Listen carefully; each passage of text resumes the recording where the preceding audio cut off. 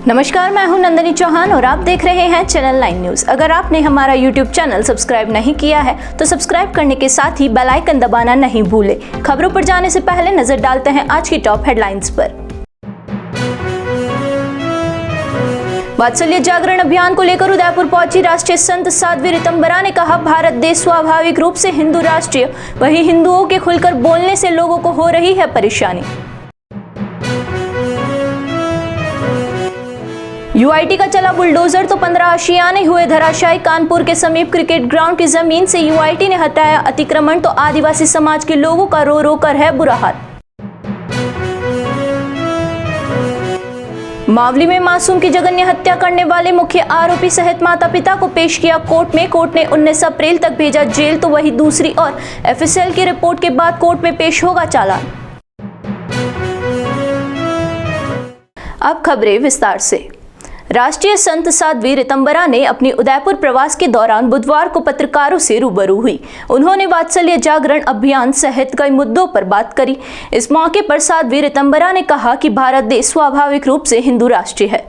साध्वी ऋतंबरा ने वात्सल्य जागरण अभियान के बारे में जानकारी देते हुए कहा कि समाज में वात्सल्य ग्राम के अंदर 17 संकल्प चल रहे हैं। एक सर्वमंगला पीठम का निर्माण करवाया जा रहा है। यह प्रोजेक्ट 150 करोड़ का है। इसमें वे सभी कार्य होंगे जो कि मानव सुख के लिए जरूरी है। वहीं अल्पसंख्यक और बहुसंख्यकों के सवाल पर प्रतिक्रिया देते हुए कहा कि कोई दिक्कत नहीं है, लेकिन राजनीति की रोटियां सेकने के लिए यह सब किया जाता है। उन्होंने यह भी कहा कि राष्ट्रीय हित सर्वोपरि होना चाहिए, लेकिन अब व्यक्ति अपने हित की बात करता है जबकि अपने गुट की बात भी नहीं करता है। राजनीति में गुट होते हैं, लेकिन अपने स्वयं की बात करने वाला व्यक्ति स्वार्थी होता है। उन्होंने कहा कि भारत की स्थिति वैसी है जैसे कि पानी के जहाज की होती है। जहाज पानी के ऊपर जितना होता है उतना ही अंदर होता है। हिंदुओं के मुखर होकर अपनी बात कहने पर उन्होंने कहा कि अब हिंदू अपनी बात कहने लग गया है, इसलिए सभी को तकलीफ होने लगी है। अल्पसंख्यक बहुसंख्यक की बातें जब चुनाव के दिन होते हैं तब ये और ज़्यादा उभर कर आ जाती हैं। ये देश में सौमनस्यता, सहजता है। सब लोग एक दूसरे के साथ रहते हैं और बड़े सहज हैं, कहीं कोई दिक्कत नहीं है। लेकिन हल्ला थोड़े दिन मचता है और जब राजनीति की रोटियां सेकनी होती हैं। लेकिन मैं दूसरी बात कहती हूँ कि राष्ट्रहित सर्वोपरि है। राजनीति पहले होती थी ऐसा कि व्यक्ति अपनी बात नहीं करता था, वो अपने गुट की बात करता था, क्योंकि गुट तो राजनीति में भी होते हैं। तो अब उसको अपने गुट की भी परवाह नहीं, अब उसको अपने आप की परवाह है। तो जब इतनी स्वार्थपरता हो जाती है तो फिर इस तरह के चीजों को उछाला जाता है। मुझे लगता है ये उचित नहीं है, क्योंकि भारत बहुत ऐसा समाज है। आपने देखा वो पानी का जहाज जितना बाहर दिखता है उससे ज्यादा वो पानी के भीतर होता है। इतनी गहराई के साथ अभी भारत को लेके कितनी प्रेडिक्शन हुई थी कि कोरोना में करोड़ों हम खत्म हो जाएंगे। कुछ हुआ? हाँ, कुछ हमें कीमत चुकानी पड़ी, लेकिन हर विपत्ति के बाद भी हम अपना धैर्य बना के रखते हैं। इस देश के अंदर सौमनस्यता होनी चाहिए। बहुसंख्यक समाज, हिंदू समाज अब अपमान झेलने को तैयार नहीं है। वो मुखर होके अपनी बात व्यक्त करने लग गया, इसलिए सबको तकलीफ हो रही है।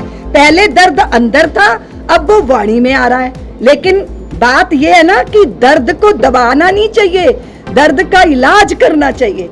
सारे समाज में सौमनस्यता का हामी यानी उसकी गारंटी हिंदू समाज लेता है, पर हिंदू समाज की आस्था का उपहास हो, अब इसके लिए वो तैयार नहीं है। इसीलिए लग रहा है बड़ी हलचल मची है। उदयपुर शहर के समीप कानपुर में बनने वाली क्रिकेट स्टेडियम की जमीन पर बुधवार को यूआईटी की टीम ने कार्यवाही करते हुए करीब 15 मकानों पर बुलडोजर चलाया। यूआईटी की इस कार्यवाही से वहां रह रहे आदिवासी लोगों का रो रो कर बुरा हाल है। वहीं इन आदिवासियों का हाल जानने विधायक फूल सिंह मीणा मौके पर पहुंचे और मीणा ने मौके पर जिला कलेक्टर से बात करते हुए इनकी समस्या को उनके सामने रखा। मीणा ने आदिवासियों को उनका हक दिलाने की बात कही। नगर विकास प्रन्यास के अतिक्रमण विरोधी दस्ते ने अतिक्रमण के खिलाफ कार्यवाही को अंजाम दिया। इस कार्यवाही के दौरान यूआईटी का पूरा लवाजमा मौजूद रहा। आपको बता दें कि यूआईटी ने जहां पर कार्यवाही की वहां पर आरसीए की और क्रिकेट मैदान बनना प्रस्तावित है। हालांकि वहां पर काबिज लोगों की माने तो वह पीढ़ी दर पीढ़ी वहां पर रहते आए हैं और यूआईटी ने बिना किसी नोटिस के कार्यवाही को अंजाम दिया है। इसके अलावा कुछ मकान तो ऐसे हैं जिनमें रहने वाले लोग शादी सहित मांगलिक कार्यों के लिए बाहर गए हुए थे और यूआईटी ने पीछे से कार्यवाही कर उन्हें बेघर कर दिया। इस पूरे घटनाक्रम के बाद उदयपुर ग्रामीण विधायक फूल सिंह मीणा मौके पर पहुंचे और मीणा ने आदिवासियों से बातचीत की। उन्होंने लोगों का दुख दर्द समझते हुए कलेक्टर से इस मामले में बातचीत की है। कलेक्टर ने भी यूआईटी के अधिकारियों से सारी जानकारी जुटाई है। ऐसे में अब देखना यह होगा कि यूआईटी ने जिन लोगों को बेघर किया है उनको कोई जमीन दी जाती है या वे क्रिकेट स्टेडियम की भेंट चढ़ जाते हैं। उदयपुर में मासूम के साथ रेप और उसके बाद हत्या के मामले में मुख्य आरोपी कमलेश राजपूत और उसके माता पिता को बुधवार को कोर्ट में पेश किया गया, जहां से कोर्ट ने तीनों आरोपियों को 19 अप्रैल तक जेल में भेजा है। अगली पेशी से पहले पुलिस ने 7 दिन में एफएसएल के रिपोर्ट सहित जांच से जुड़े सभी सबूतों को चालान में शामिल करने का प्रयास करेगी। इस घटना के बाद मासूम की ओर से केस लड़ रहे अधिवक्ता अमित पालीवाल ने बताया कि एफएसएल की रिपोर्ट नहीं आने से बुधवार को चालान पेश नहीं हो सका। आपको बता दें कि इस मामले को लेकर मावली में मृतक बच्ची के गांव में 13 अप्रैल को सर्व समाज का धरना प्रदर्शन होगा, जिसमें बच्ची के परिवार को न्याय दिलाने और उसके भाई को कम से कम संविदा नौकरी पर रखने की मांग की जाएगी। इस प्रदर्शन में बड़ी संख्या में लोगों को पहुंचने का आह्वान किया गया है। जैसा कि आज सूचना मिली और देखने में भी आया है कि आज लोपड़ा के जो घटनाक्रम हुआ है उसके तीनों आरोपी राम सिंह, किशन कुंवर और उनका बेटा करण, इन तीनों को आज पेश किया गया है।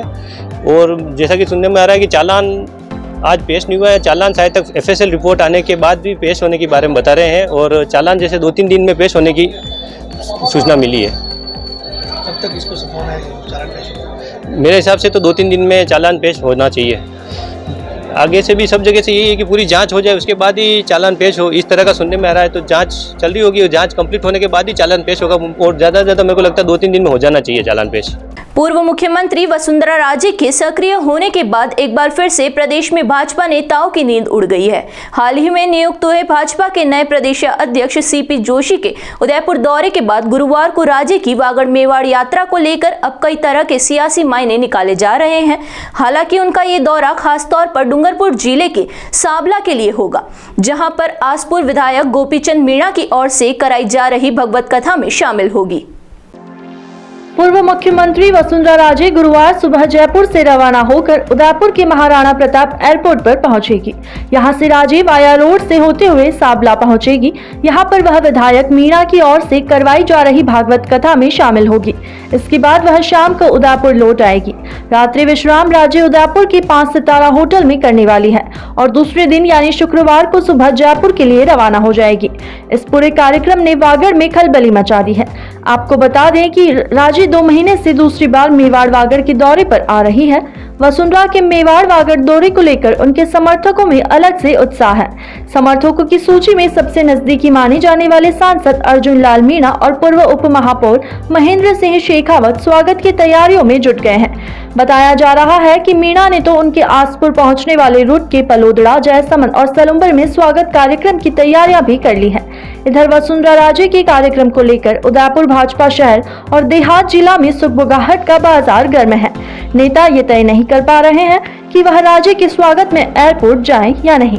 हालांकि कुछ भाजपाइयों का मानना है कि राष्ट्रीय उपाध्यक्ष होने के कारण राजे के स्वागत प्रोटोकॉल में जाना चाहिए। यहाँ रुकेंगे एक छोटे से ब्रेक के लिए। ब्रेक के बाद फिर हाजिर होते हैं कुछ खबरों के साथ।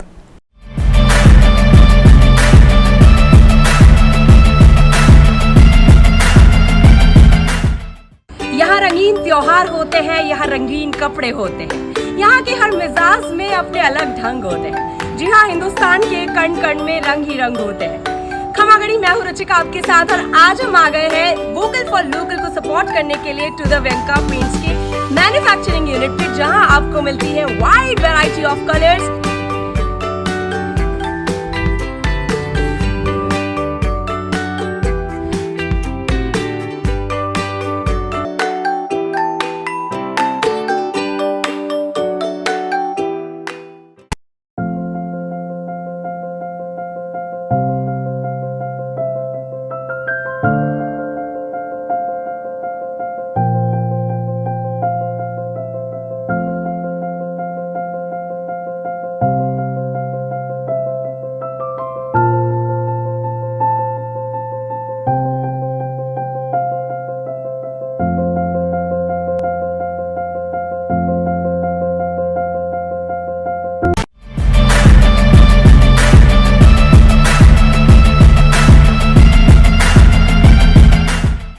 ब्रेक के बाद फिर से आपका स्वागत है। बढ़ते हैं अगली खबरों की ओर।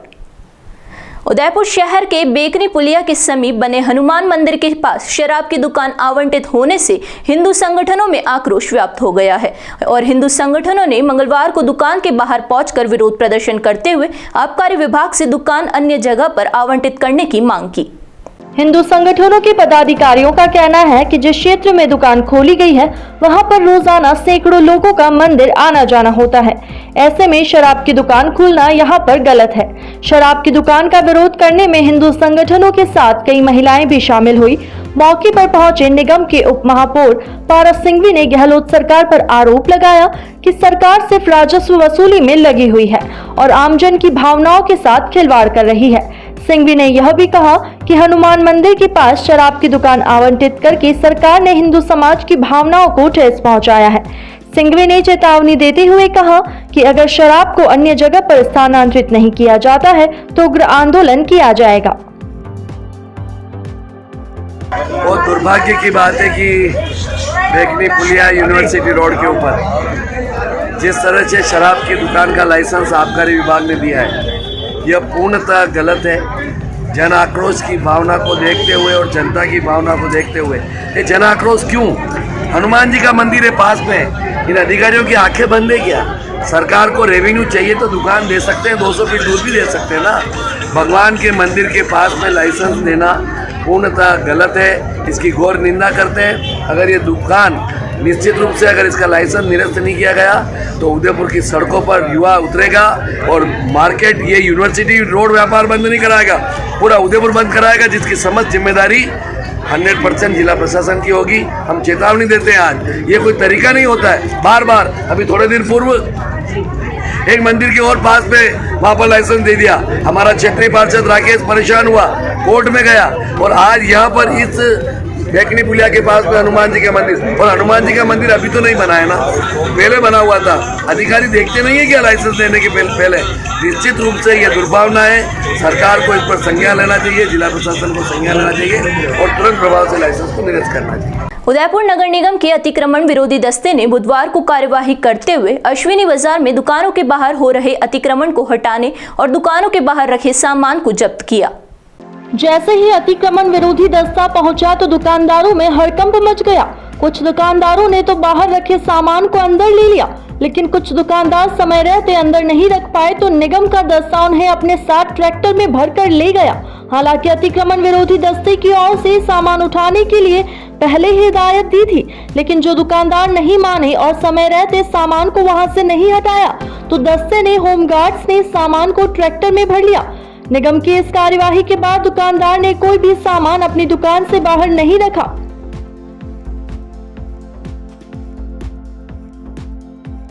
संविधान निर्माता डॉक्टर भीमराव अंबेडकर की 133वीं जयंती के अवसर पर इस बार उदयपुर शहर में कई कार्यक्रम होने वाले हैं। जयंती की पूर्व संध्या पर दीप प्रज्वलन किया जाएगा। वहीं 14 अप्रैल को विशाल रैली निकाली जाएगी। इस रैली के माध्यम से डॉक्टर अंबेडकर के संदेश को जन जन तक पहुंचाने की कोशिश की जाएगी। 14 अप्रैल को डॉक्टर भीमराव अंबेडकर जयंती को लेकर होने वाले कार्यक्रमों की जानकारी देते हुए इंजीनियर शैलेंद्र चौहान ने बताया कि समिति की ओर से इस बार कार्यक्रमों को वृहद स्तर पर आयोजित किया जा रहा है। 2 दिवसीय कार्यक्रम के तहत जयंती की पूर्व संध्या पर अंबेडकर सर्कल पर 133 दीप प्रज्वलित किए जाएंगे, तो वहीं दूसरी ओर 14 अप्रैल को सुबह माल्यार्पण के बाद विशाल रैली का आयोजन है। इस रैली को हरी झंडी दिखाने के लिए कई जनप्रतिनिधि मौजूद रहेंगे। इससे पहले माल्यार्पण कार्यक्रम में जिला कलेक्टर और जिला पुलिस अधीक्षक मौजूद रहेंगे। इस कार्यक्रम पर चौहान ने कहा कि बाबा साहब द्वारा बनाए संविधान में समानता, स्वतंत्रता, धर्मनिरपेक्षता, भाईचारा, आर्थिक, सामाजिक एवं राजनीतिक अभिव्यक्ति एवं जीवन जीने की स्वतंत्रता का अधिकार मिला है और इसका परिणाम यह रहा कि सबसे निचले तबके का व्यक्ति भी आज कंधे से कंधा मिलाकर चल रहा है। आज मैं उदयपुर वासियों को, उदयपुर संभाग के वासियों को, शहर जिला, देहात जिला, सभी लोगों को मैं डॉक्टर अंबेडकर जयंती समारोह समिति की तरफ से शुभकामनाएं देता हूं। और जो 133वीं जन्म जयंती है, हाँ, वो अंबेडकर जयंती समारोह समिति एवं सभी समाजों, सर्व समाज के रूप में सामूहिक रूप से हम मनाने जा रहे हैं। जो 13 तारीख को एक दिन पहले शाम को 7:30 बजे अंबेडकर सर्कल पर 133 दीप जलाकर हम जन्म जयंती का आगाज़ करेंगे। और 14 तारीख जो बाबा साहब की जन्म जयंती के दिन है, उसमें प्रातः 8:30 से 9 के बीच में माल्यार्पण का प्रोग्राम है। उसमें हमने कलेक्टर साहब और एस साहब को बुला रखा है और 9 बजे 9 से 9:30 के बीच में हम रैली प्रारंभ करेंगे। अजमेर से दिल्ली के बीच शुरू हुई वंदे भारत ट्रेन का शुभारंभ बुधवार को प्रधानमंत्री नरेंद्र मोदी ने किया। इस ट्रेन में विश्व स्तरीय सुविधाएं मिलेगी। इस ट्रेन के शुरू होने के साथ ही यात्रियों को लाभ मिलेगा और कम समय में अजमेर और जयपुर की यात्रा दिल्ली का सफर तय कर पाएंगे। इस ट्रेन के शुरू होने के बाद अजमेर रेलवे मंडल की परामर्शदात्री समिति के सदस्य जयेश चंपावत ने बताया, वंदे भारत ट्रेन के शुरू होने से राजधानी जयपुर से दिल्ली जाने के लिए लोगों को लाभ होने वाला है। हालांकि इस तरह की ट्रेन उदयपुर से दिल्ली और उदयपुर से मुंबई भी चले, इसके लिए प्रस्ताव दे रखा है और रेलवे अधिकारियों ने उन प्रस्ताव को सरकार तक भेजने की बात कही। चंपावत का मानना है कि सरकार जल्द इन प्रस्ताव पर अपनी सहमति प्रदान करेगी और मेवाड़ के लोगों को राजधानी दिल्ली और माया नगरी मुंबई से जुड़ने का मौका मिलेगा।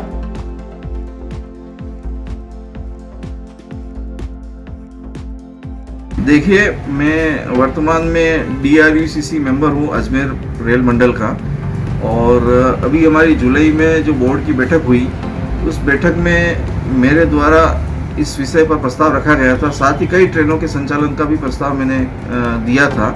उस पर रेलवे बोर्ड ने मुझे जवाब के रूप में दिया गया है कि बहुत जल्दी उदयपुर में भी इस तरह से संचालन होगी, लेकिन अभी इसका टाइम निर्धारित नहीं किया गया है। और उदयपुर से अहमदाबाद होते हुए मुंबई के लिए भी हमने ट्रेन का प्रस्ताव दिया था, वंदे भारत गई। और उदयपुर से जयपुर होते हुए, कोटा होते हुए, वाया जयपुर होते हुए दिल्ली के लिए भी हमने प्रस्ताव दिया हुआ है। निश्चित रूप से रेलवे बोर्ड इस पर विचार कर बहुत शीघ्र ही उदयपुर को ये सौगात देगी, ये मुझे आश्वस्त किया है। उदयपुर जिले के बेकरिया थाना क्षेत्र में अवैध डोडा चूरा पोस्त के मामले में 1 साल से फरार चल रहे तस्कर को कोटड़ा पुलिस ने गिरफ्तार कर लिया है। कोटड़ा थानाधिकारी राम सिंह चंडावत के अनुसार प्रतापगढ़ थाना क्षेत्र के तेलियों की गली निवासी दपेश उर्फ गणेश को गिरफ्तार किया गया है। पिछले वर्ष बेकरिया में अफीम डोडा के मामले में दर्ज प्रकरण की जांच कोटड़ा थानाधिकारी राम सिंह को सौंपी गई। इसके बाद पुलिस ने पहले मुखबिर की सूचना पर बद्रीलाल तक पहुंचने की कोशिश की और बद्रीलाल तक पहुंचने के बाद उसकी निशानदेही के आधार पर पुलिस गणेश तक पहुंच पाई। पुलिस गणेश को प्रतापगढ़ से डिटेन कर लेकर आई और पूछताछ के बाद गिरफ्तार कर लिया। मामले में आगे पूछताछ जारी है। उदयपुर जिले की विभिन्न पंचायतों में अलग अलग क्षेत्र में उल्लेखनीय कार्यों के लिए 27 पंचायतों का राष्ट्रीय स्तर पर चयन किया गया। इसके बाद बुधवार को उदयपुर जिला कलेक्टर ताराचंद मीना ने राष्ट्रीय स्तर पर चयनित हुए पंचायतों के जनप्रतिनिधियों को जिला परिषद सभागार में सम्मानित किया। जिला परिषद सभागार में हुए कार्यक्रम में जिला कलेक्टर ताराचंद मीना, जिला प्रमुख ममता कंवर, जिला परिषद CEO मयंक मनीष सहित CEO विनय पाठक ने पुरस्कार प्रदान किए। स्वस्थ पंचायत, गरीबी मुक्त panchayat, green panchayat, good governance सहित अन्य वर्गों में कुल 27 पंचायतों के जनप्रतिनिधियों का सम्मान किया गया। पुरस्कार जीतने वाले पंचायतों के सरपंचों से जिला कलेक्टर ने संवाद करते हुए कहा कि पंचायतों के लिए यह गौरव की बात है कि उनका चयन राष्ट्रीय स्तर पर हुआ है, लेकिन आगे भी इस तरह से कार्य होंगे ताकि पंचायत का विकास तेजी से हो सके। उन्होंने जिले की अन्य पंचायतों को इन पंचायतों के जनप्रतिनिधियों से सीख लेने की बात कही। कलेक्टर ने कहा कि कोई भी पंचायत राष्ट्रीय स्तर पर चयनित हो सकती है, बस जरूरत है तो अच्छे कार्य करने की। एक बार फिर नजर डालते हैं आज की टॉप हेडलाइंस पर। वात्सल्य जागरण अभियान को लेकर उदयपुर पहुंची राष्ट्रीय संत साध्वी ऋतंबरा ने कहा, भारत देश स्वाभाविक रूप से हिंदू राष्ट्रीय, वही हिंदुओं के खुलकर बोलने से लोगों को हो रही है परेशानी। UIT का चला बुलडोजर तो 15 आशियाने हुए धराशायी। कानपुर के समीप क्रिकेट ग्राउंड की जमीन से UIT ने हटाया अतिक्रमण तो आदिवासी समाज के लोगों का रो रो कर है बुरा हाल। मावली में मासूम की जघन्य हत्या करने वाले मुख्य आरोपी सहित माता पिता को पेश किया कोर्ट में। कोर्ट ने 19 अप्रैल तक भेजा जेल, तो वही दूसरी और FSL की रिपोर्ट के बाद कोर्ट में पेश होगा चालान। तो दीजिए इजाजत और बने रहिए चैनल 9 न्यूज के साथ। नमस्कार।